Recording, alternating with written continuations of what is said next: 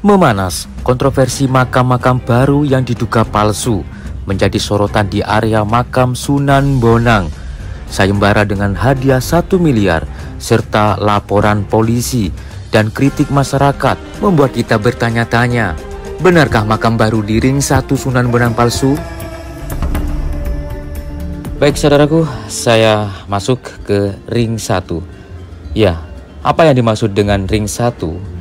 Secara pakem tata letak pemakaman ulama pada masa kerajaan Giri Kedaton, ya juga termasuk makam dari Sunan Bonang ini. Sehingga kemudian dari lokasi pemakaman beliau atau Mbah Sunan Bonang inilah yang nantinya menjadi lokasi utama atau bisa dikatakan klaster pertama atau Ring 1 dari kompleks pemakaman Mbah Sunan Bonang ini, teman-teman. Nah, di situ teman-teman ada bangunan bercukup di tengah. Disitulah makam Mbah Sunan Bonang atau Syed Raden Maulana Makdum Ibrahim. Oke, kita coba mendekat ya. Jadi tata letaknya memang berada di paling utara. Dan untuk melihat dari makam Mbah Sunan itu sendiri, sepertinya tidak sembarang orang, teman-teman. Harus ada istilahnya izin khusus begitu, karena makam beliau ini terkunci, teman-teman.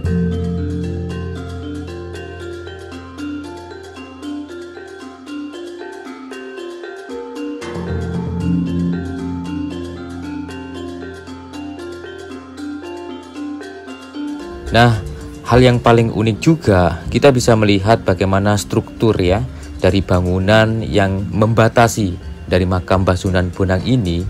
Nah, ada beberapa lapik serta beberapa ornamen ya dengan relief yang raya yang menggambarkan bahwa di zaman Mbah Sunan Bonang itu ada perpaduan tradisi. Nah, kembali kepada kontroversi makam-makam baru yang diduga palsu yang berada di kompleks pemakaman Mbah Sunan Bonang ini, teman-teman. Sebelum kita ke sana, kita harus pahami dulu apa yang dimaksud dengan lokasi utama atau klaster pertama atau Ring 1 ini. Karena disinilah nantinya kalau kita akan paham dengan hal itu, maka ketika kita memakamkan saudara kita ataupun siapapun mungkin di tempat kalian yang ada hubungannya dengan tata letak pemakaman kuno, kita tidak ngawur, teman-teman ya. Ada batasan-batasan tersendiri. Lalu kemudian makam siapa yang boleh ditempatkan di Ring 1? Nah, tentunya makam yang merupakan keluarga dekat dari Mbah Sunan Bonang. Nah, yaitu saudaranya, keponakannya, atau juga para santri sepuh kepercayaannya, atau pengganti beliau dalam meneruskan dakwahnya di Tuban, serta bisa para pejabat pengganti kedudukan kepemerintahan beliau yang memang masih ada hubungan kekeluargaan dengan Mbah Sunan Bonang. Bisa anak pamannya, atau anak adiknya, atau anak keponakannya. Jadi Ring 1 dikatakan sebagai makam dalem. Nah, ini adalah pakem, saudaraku ya. Jadi pakem itu adalah kaidah atau aturan baku yang harus diikuti. Kemudian di Ring 2, makam siapa yang boleh ditempatkan di Ring 2? Yaitu anak-anak dari keluarga dari yang dimakamkan di area Ring 1. Dan di Ring 3 boleh para pemangku pondok dan keluarganya serta pejabat-pejabat lainnya yang masih berhubungan dengan Ring 2. Dan Ring 4 itu boleh para santri dan warga sekitar. Jadi seperti itu, saudaraku ya. Pakem kuno, pakem tata letak kompleks pemakaman kuno, saudaraku. Dan pakem ini berlaku di beberapa kompleks pemakaman para ulama atau pemakaman kuno di beberapa daerah. Mungkin kalian bisa melihat di kompleks makam Mbah Giri Gresik, atau kalian bisa melihat di kompleks pemakaman Bathara Katong Ponorogo, saudaraku. Nah, di situ bisa kalian lihat bagaimana tata letak makam utama di Ring 1 dan di Ring 2 serta di ring berikutnya.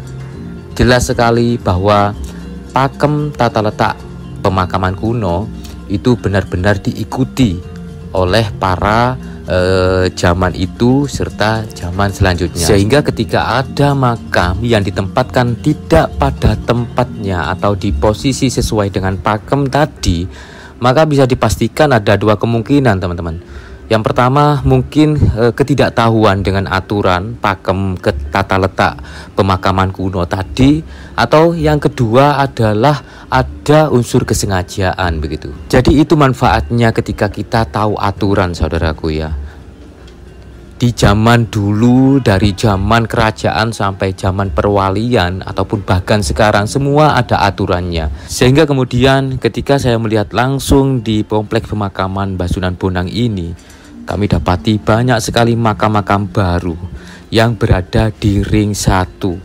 Ini bahkan tidak hanya 1, 2 ya, tapi puluhan makam-makam baru. Nah, apakah kemudian makam-makam ini ada hubungannya dengan Mbah Sunan Bonang, saudara terdekat, atau ponakan, atau anak-anak dari Mbah Sunan Bonang, atau memang ada ketidaktahuan dengan pakem kuno tata letak pemakaman ulama itu tadi, saudaraku? Kita ambil satu contoh deh, siapa yang boleh dimakamkan di dekat dari makam Mbah Sunan Bonang atau di ring 1 ini. Nah, di sini teman-teman, kita dapati makam kuno dari keluarga Giri dengan nisan tipikal Kurawal. Juga ada makam menantu buyut Singonegoro. Makamnya berada di barat dari cungkup Mbah Sunan Bonang. Bertipikal Kurawal, berkedudukan sebagai patih di Tuban, meskipun era dan masanya jauh dari masa Mbah Sunan Bonang. Tapi karena masih ada hubungan kekeluargaan dengan Mbah Sunan Bonang, maka diperbolehkan dimakamkan di ring 1, saudaraku. Sehingga dari bukti ini kita bisa melihat bagaimana perkembangan dari zaman itu ya, melihat ataupun mematuhi peraturan atau pakem tadi. Tidak sembarangan orang ataupun makam yang bisa ditempatkan di ring 1. Ada aturannya, ada pakemnya, saudaraku. Nah, yang menjadi polemik memanas saat ini adanya banyaknya makam-makam baru ini. Gimana ceritanya makam-makam sebanyak ini ya, makam-makam baru ini dengan rapi begitu, seolah-olah memang benar-benar sengaja tata sedemikian mungkin berada di ring 1, teman-teman. Jadi ingat, makam Sunan Bonang ini telah ditetapkan sebagai situs cagar budaya peringkat nasional, sehingga artinya situs makam Sunan Bonang ini memiliki nilai sejarah, memiliki nilai budaya sekaligus spiritual yang dilindungi dan dilestarikan. Nah, ada beberapa narasi yang membuat masyarakat luas bertanya-tanya. Adanya seseorang yang memberikan narasi sayembara 1 miliar, teman-teman, apabila ada yang bisa membuktikan bahwa makam-makam baru yang ada di sekitar dari makam Sunan Bonang ini atau di ring 1 ini merupakan makam palsu. Dan dia juga bernarasi bahwa makam-makam baru yang dimakamkan di sini, dia pun juga ikut mengubur, katanya. Nah, dari pernyataan tersebut sehingga saya pribadi pun juga bertanya-tanya, teman-teman. Kenapa dan kok bisa begitu loh? Warga biasa ya, saya rasa warga biasa, tidak ada hubungannya dengan Mbah Sunan Bonang. Kok bisa dia memberi pernyataan bahwa ikut mengubur makam-makam orang biasa ini berada di ring 1? Apalagi yang saya lihat di sini ada nama dengan marga yang dominan, marga tertentu yang jelas tidak ada hubungannya dengan Mbah Sunan Bonang. Ya, apapun yang terjadi dan apapun keadaannya di lokasi kompleks pemakaman Mbah Sunan Bonang ini, teman-teman, semua pasti ada hikmah tersendiri. Artinya di kedepan nanti atau di kemudian hari nanti kita akan selalu lebih kepada taat aturan, taat pakem sebagaimana yang telah dicetuskan oleh para pendahulu kita. Untuk menuju ke lokasi makam ini, kita bisa melalui gang sempit seperti ini, saudaraku ya, dengan banyak penjual dari berbagai makanan, souvenir yang nantinya untuk kalian beli ya, untuk buat oleh-oleh keluarga di rumah begitu, teman-teman. Nah, perlu diketahui bahwasanya makam Sunan Bonang ini telah ditetapkan sebagai situs cagar budaya peringkat nasional berdasarkan SK Menteri Pendidikan dan Kebudayaan sejak tanggal 22 Juni 2010. Dan teman-teman, ketika kalian ingin mengunjungi masuk ke kompleks pemakaman Sunan Bonang ini, di gerbang pertama teman-teman kita bisa melihat megahnya gapura paduraksa. Bagaimana material yang digunakan pada zaman itu, tertempel juga piring keramik serta mangkok keramik yang meskipun ada beberapa yang merupakan ornamen baru. Tapi di sini kita bisa melihat keaslian bagaimana gawangan pintu dengan ukiran yang raya saudaraku, serta berbagai macam ornamen yang menghiasi dari gapura paduraksa ini. Nah, ukir-ukirannya ya, kita bisa melihat bagaimana leluhur kita dengan susah payah mengukir dengan seni pahat mereka. Nah, di ruangan kedua teman-teman, tepat berada di belakang dari Masjid Sunan Bonang, dan di sini ada banyak sekali makam-makam kuno dari berbagai macam zaman. Dan di sini pula kita mendapati gapura paduraksa yang kedua.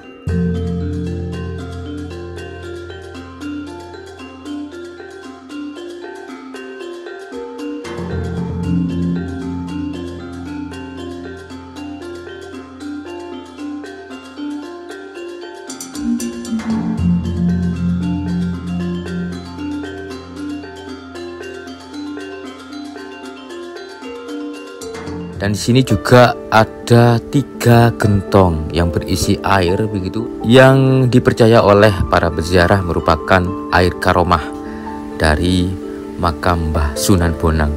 Tidak sedikit orang yang memang sengaja mengambil air untuk diminum di tempat dan dibawa pulang.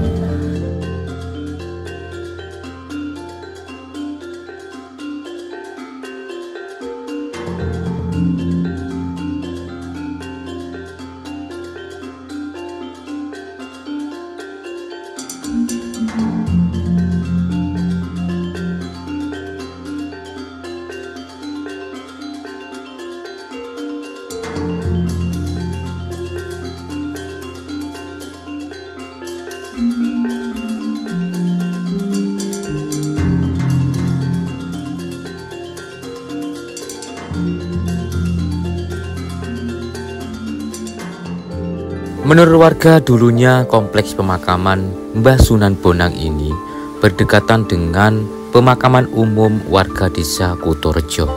Sehingga kalau kita lihat memang di sekitaran jarak 30 meter kita banyak mendapati makam-makam dari warga sekitar di desa Kutorejo.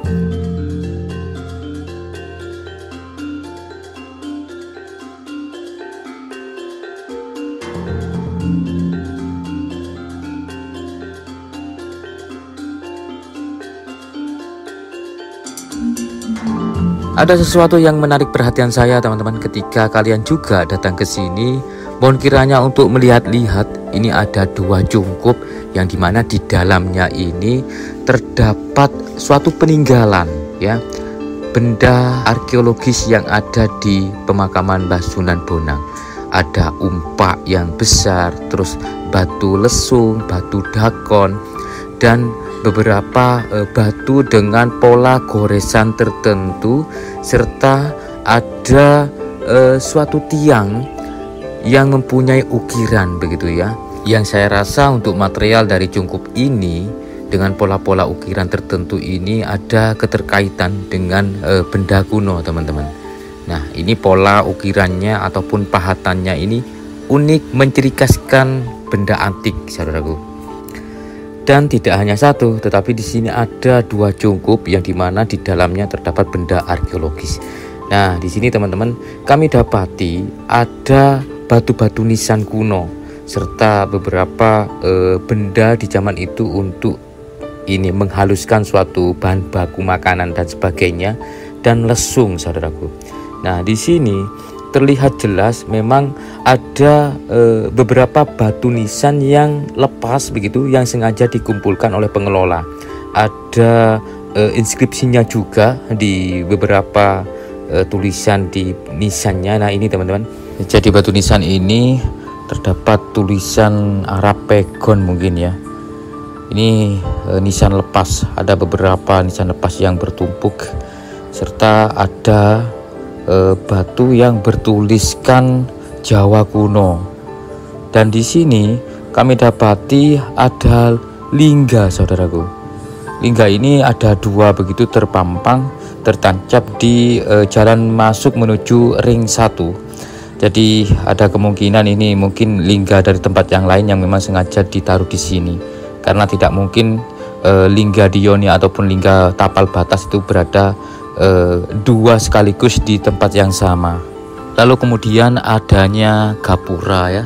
Ini gapura yang berada di gerbang untuk menuju ke ring 1 tadi. Nah, di sini di dinding gapura ini ada papan nama ya, Syekh Maulana Maktum Ibrahim atau Sunan Bonang. Serta di dalamnya ini ada makam kuno begitu yang masih utuh dengan lapik dan batu nisannya. Nah, kalau kita melihat dengan bentuk dari gapura ini merupakan gapura dari zaman Sunan Bonang, saudaraku. Kita bisa lihat bagaimana gawangan pintu serta beberapa ornamen yang menjadi penghias dari gapura Paduraksa ini. Nah, ini sepertinya kayu jati ya.